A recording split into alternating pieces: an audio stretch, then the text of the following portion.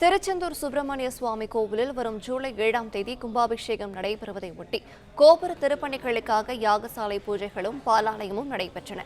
இது தொடர்பான விவரங்களை தருகிறார் நம்முடைய செய்தியாளர் ஆனந்த். வணக்கம். இது பற்றின மேலும் விவரங்கள். வணக்கம்.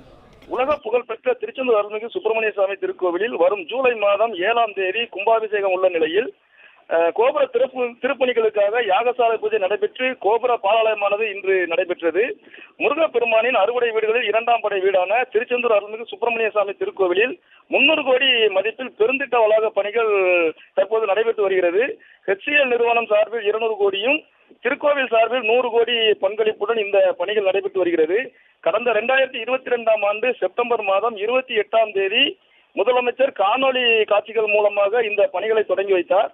இதில் திருமண மண்டபம், பக்தர்கள் தங்கும் விடுதிகள், பூங்காக்கள், அன்னதான மண்டபம் மற்றும் குடமுழுக்கு உள்ளிட்ட பல்வேறு பணிகளானது நடைபெற்று வருகிறது.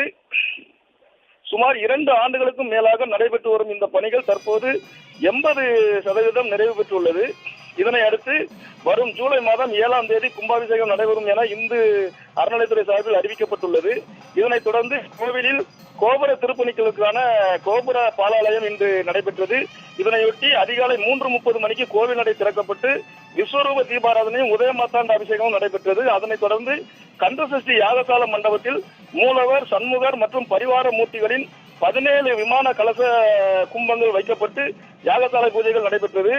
தொடர்ந்து கும்ப கலசங்கள் விமான தளத்திற்கு எடுத்து வரப்பட்டு சிறப்பு பூஜைகள் நடைபெற்றது. அதனைத் தொடர்ந்து கும்ப கலசங்களில் இருந்து புனித நீரால் மூலவர் மற்றும் சண்முகர் அபிஷேகம் நடைபெற்றது. தொடர்ந்து யாகசால மண்டபத்தில் வைக்கப்பட்டிருந்த மூலவர், சண்முகர் மற்றும் பரிவார மூர்த்திகளின் 17 கும்ப கலசங்களும் புனித நீர் தெளிக்கப்பட்டு தீபாராதனை நடைபெற்றது.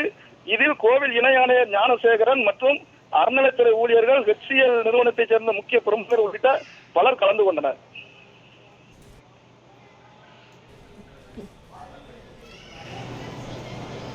விவரங்களை வழங்கியமைக்கு நன்றி.